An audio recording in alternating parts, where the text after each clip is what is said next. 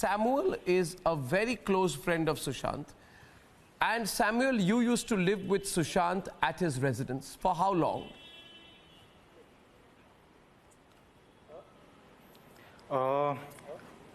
It was about a year. From when to when?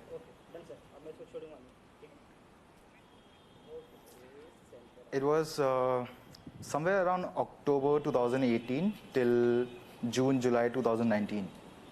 Why did you leave?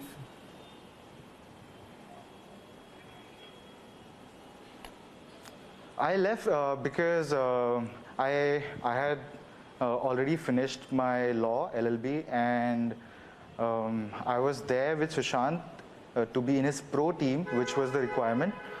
Sushant wanted a team which would help him to pursue his dreams. He had a list of about 150 dreams, and we all were from different backgrounds, different skill sets. One person was this director, one person was this editor, one person was this actor, and we all came together to help Sushant achieve these dreams. So, and in the meanwhile, while doing so, individually we would have achieved our dreams as well. And Sushant always looked up to me as his younger brother. Where is that team now? Where is that team? Who are the members of the team who were still with Sushant when he died? There was no one. So why did everybody leave together? Everyone had left. I was the only one from that old team. They didn't leave together. Everyone had their own reasons. And I also had spent some time, and we had achieved a few dreams with Sushant. The version that Riya Chakrabarti is giving is that here was a man who was extremely depressed, depressive, almost psychotic, drugs dependent, not in control, bipolar, schizophrenic and suicidal. Is that your assessment of Sushant?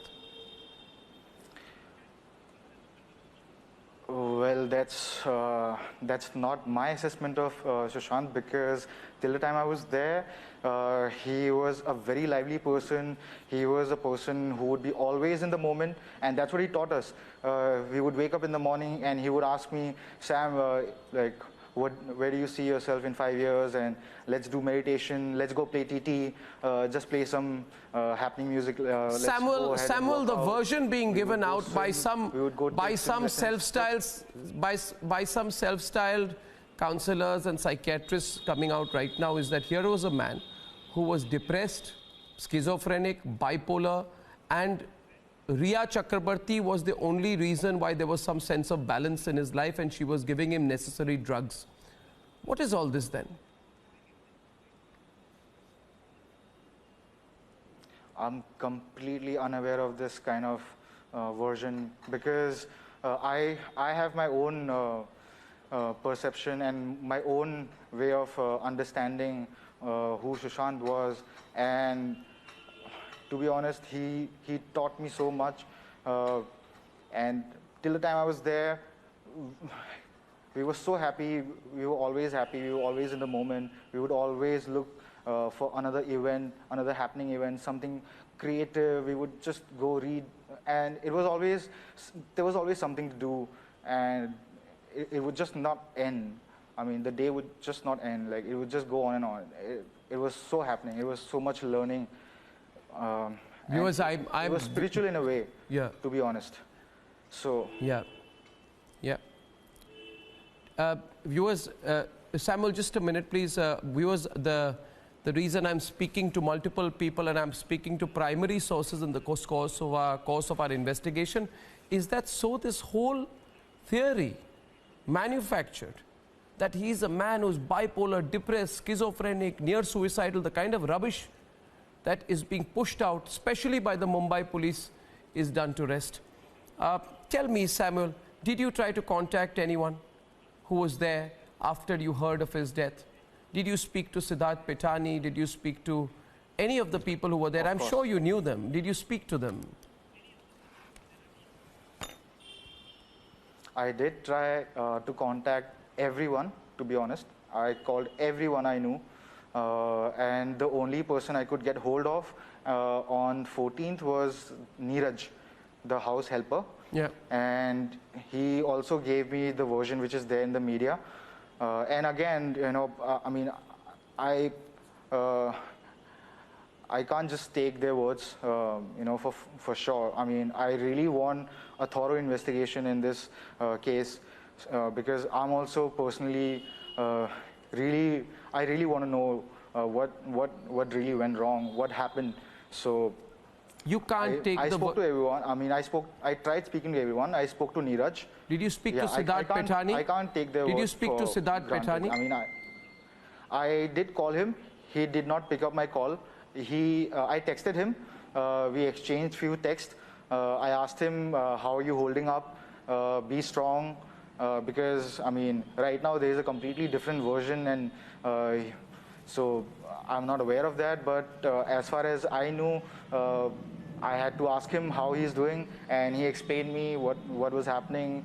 He had funeral. No, but that's no. One sec. He did not speak to you because he gave a very prepared statement with Riya Chakrabarti, and he ran away from my interview the last time that I spoke to him. I find that very strange. I find that extremely strange. Did you know Sandeep Singh during the time you were with Sushant? No, no, not at Sandeep all. Singh came on my program and said that he said, I am the closest friend Sushant ever had. May I ask you once again to remember? I'm sorry, you're breaking up. May I ask you once again to remember, do you recollect a man called Sandeep Singh? Yeah. Sandeep Singh? Does it ring a bell? No. Mahesh Shetty, does that ring a bell? Not at all, because no. Now tell me, Samuel, the reason, I'm sorry, Samuel. I mean, I've been following the news after the demise, but I don't know. I am asking you, Samuel. Yes. You stayed with him, you were close to him for over a year. This man came on my show, and by the way, Samuel, Sandeep Singh is the man who entered the house on the day of the crime. I call it a crime. He's the man who apparently helped take the body, arrange the ambulances. And when I asked him, how did you get access? He said, I was the closest friend Sushant ever had. Now, we don't have Sushant to confirm that. You're telling me you don't know of this man, but this man came on TV, and when I asked him, how did you get access to the crime scene? He says, well, I was the closest the family ever had. And Siddharth Petani allowed Sandeep Singh into the house and allowed him to take over the house and decide what happens to Sushant's body. How can someone, unless he's a family member, take control of a situation after someone's demise? I'm asking you a third time, do you remember Sandeep Singh as his closest friend as he claims to be? No, Arnab, I do not remember. I do not remember Sushant ever talking about him to us till the time I was there. And if what you're saying, I mean, the narrative which you have, he let someone and take over, I mean, that's negligent on their part. That's why I also personally feel there should be a thorough investigation into this matter. Last question, why does the theory being pushed around, you said, I find it tough to believe. Why do you find it tough to believe? We all have our own reasons. I'm sorry, what part? Of him suddenly committing suicide and killing himself.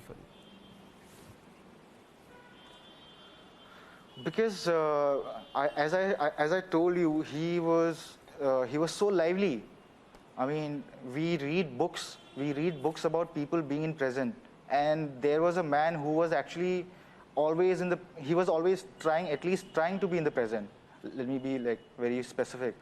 And for people like us who just want to learn, it's an amazing chance. I mean, it's magic happening every moment. Samuel, last question to you. You know, he's always in the moment. Last question. Do you know a person called Samuel Miranda, who was also in the house? Where is Samuel Miranda? What did he do? What was the association like? Have you met him? We haven't heard of him since Sushant died. Yes, I've worked. So I left in July 2019, and by that time, Miranda, we used to call him Miranda. He was already there in the house. He was appointed as the housekeeping manager to supervise the staff, the cooks, and to take care of Sushant's personal requirements. So he was always in, I mean, he was there in the house to take care of Right. the staff and rest Okay. of the requirements. Yeah. Samuel, I I thank you texted for him as well, yeah. I thank you for speaking to me. Like you, I also don't believe the theory that is being pushed around. Thank you, Samuel.